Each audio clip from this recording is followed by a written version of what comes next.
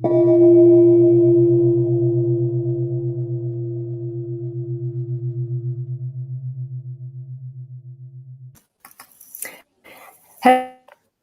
everybody. Good afternoon. Hi. We are very happy to have you with us. Hello. Welcome to our tea time doodle break. Today, the word we are going to work about is wonder.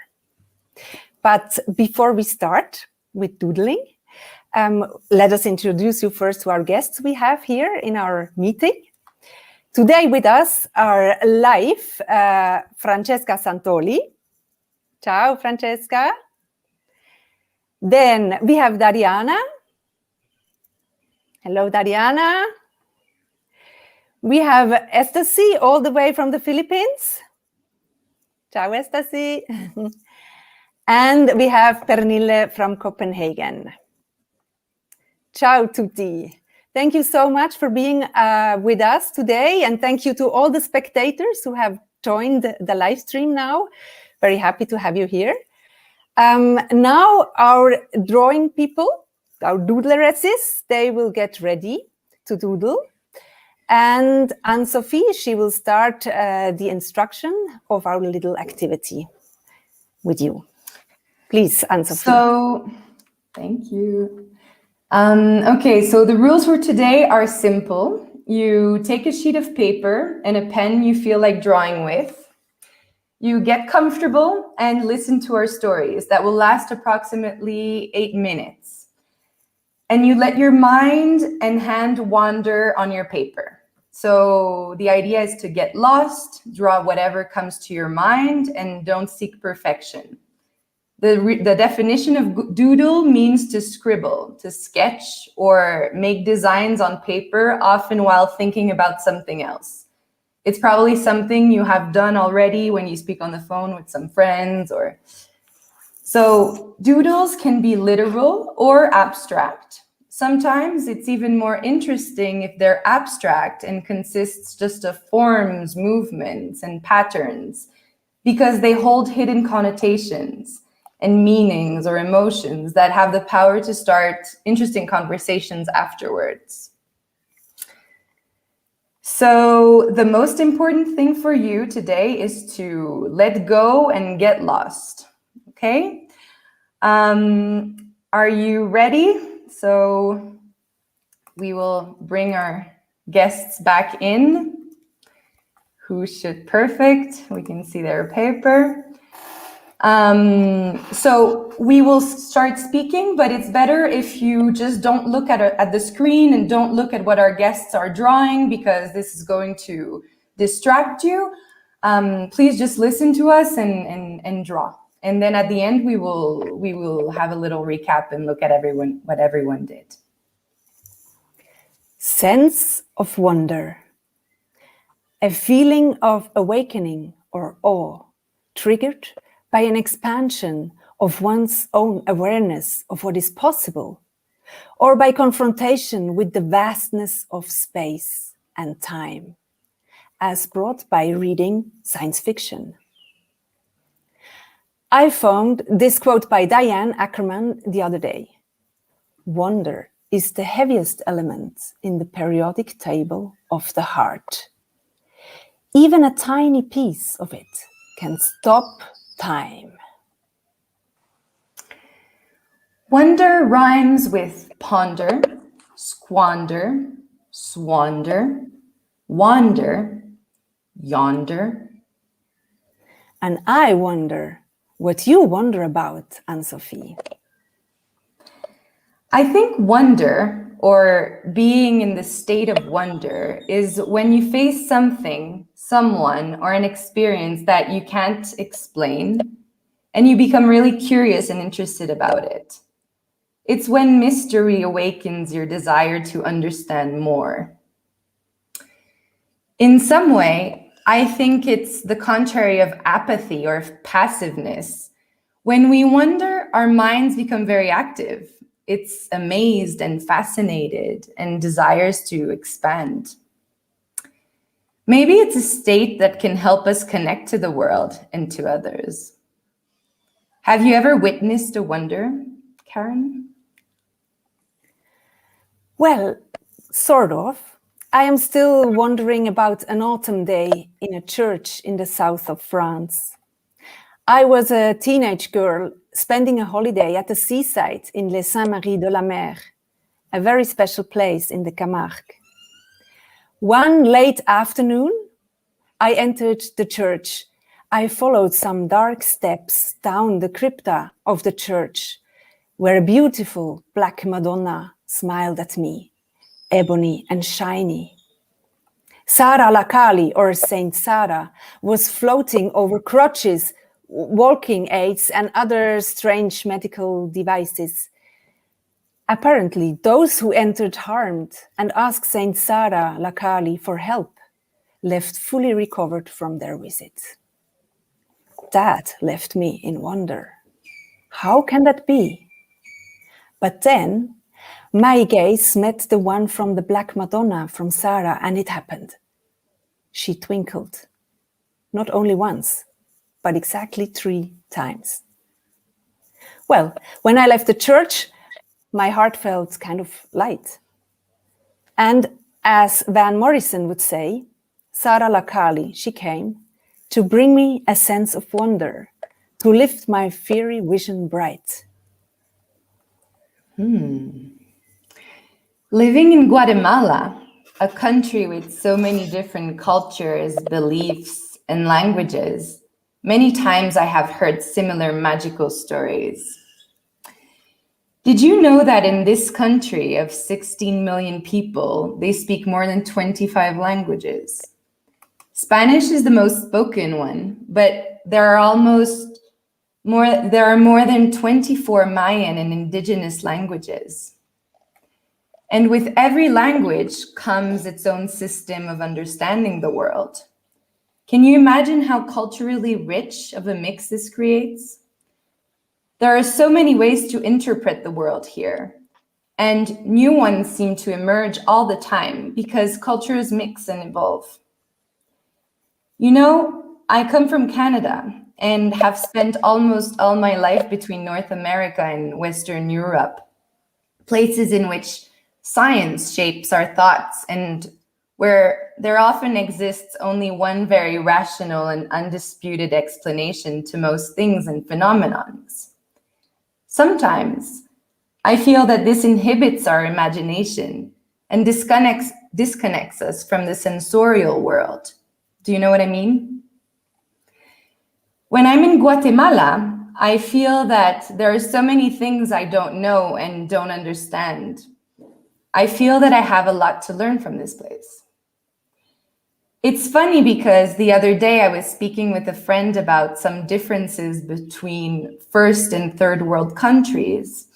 And he suggested that maybe these terms could be switched around if we change the parameters we use to classify them. For example, in terms of connections to and knowledge of the earth, landscape, animals, ourselves, lives, or magic, places like Guatemala would surely belong to the first world. While we could debate that the Western world has become, I'm quoting my friend, third world manufactured sarcophage for zombies.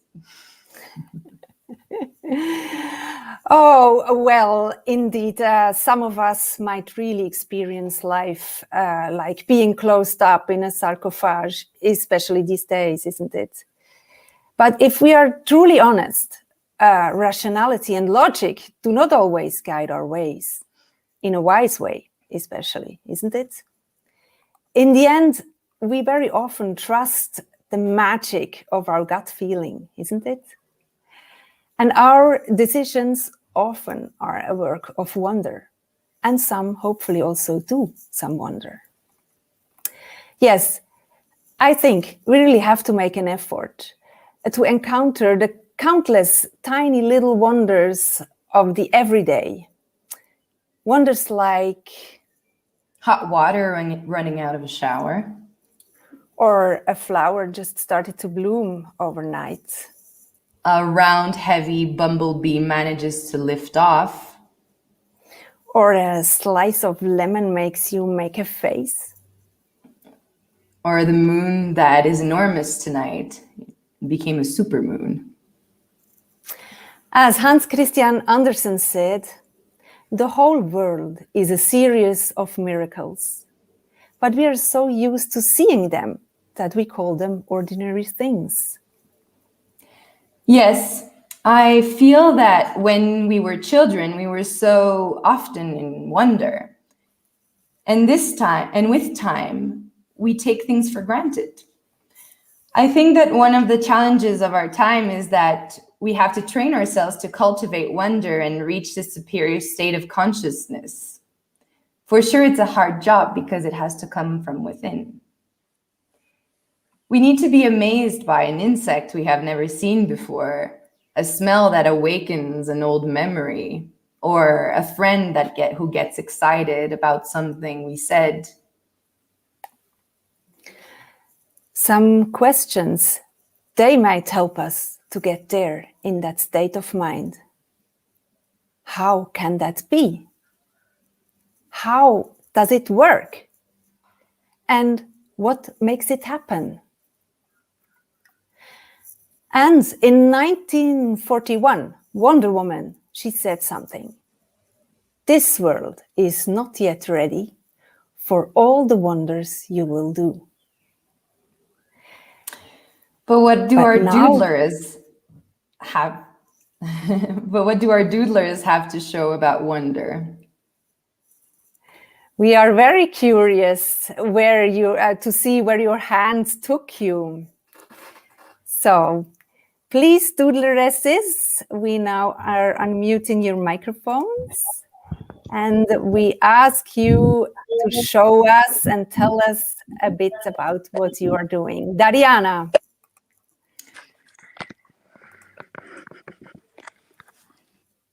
Very impressive. Oops. Sorry, Dariana. You can start again. Okay. I woke up this morning after a dream that had a very scary Scorpio in it that showed up from a shell and then immediately approached me. And I'm still under the influence of this dream. That's why I think the Scorpio actually brings some new inspiration in my life. I feel very good about it. Super nice. Pernille, what did you draw? What did you come up with? Tell us. Lovely. Very nice. Say a few words about it. Things. At first, here, the wonder eyes, what will happen to me? And then it was starting to bubble up here, and then it came into the world, was inside me and my heart. And I went back to the fairy tales I heard when I was a child and walked like a child through the world I didn't know and wondered. Thank you so much. Ecstasy? What did you draw? Let's see. I don't know. Can you hear us, Ecstasy? Someone's trying to unmute her at the same time as I am trying to do it, I think. Ecstasy is muted. Ecstasy, can you unmute yourself? Perfect. Hi. What did you draw?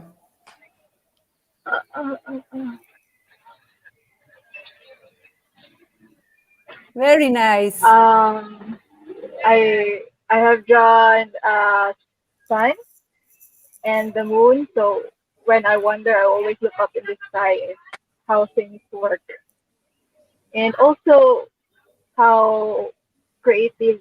This is a book, how creative humans are, and also this one, the ocean.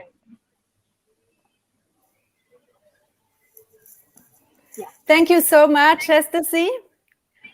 And I think Francesca Santoli is back with us also. Francesca, you want to show what you were drawing? Hello. Yes, of course. Can you hear me? Yes. Okay, great.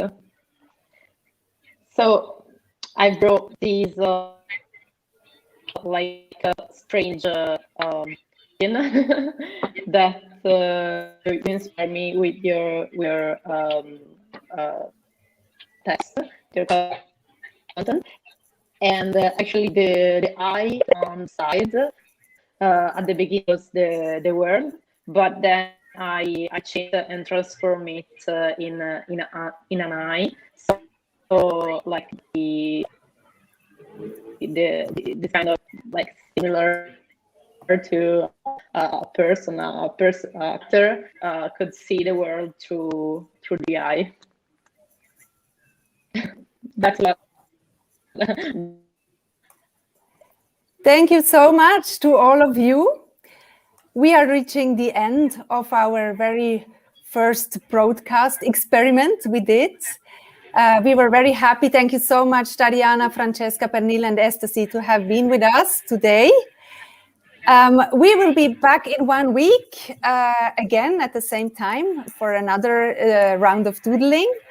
And one last thing, in the now at the bottom, you see for all those who joined us from remote and watched our doodling, please share with us your work by publishing it on Facebook or Instagram using the hashtags SuperArteApplicata and TeaTimeDoodler. Like this, we will find your work. Thank you so much for having spent a very nice tea time doodler break with us. Thank you, and see you next time. Thank you. Thank you so much. Ciao. Ciao.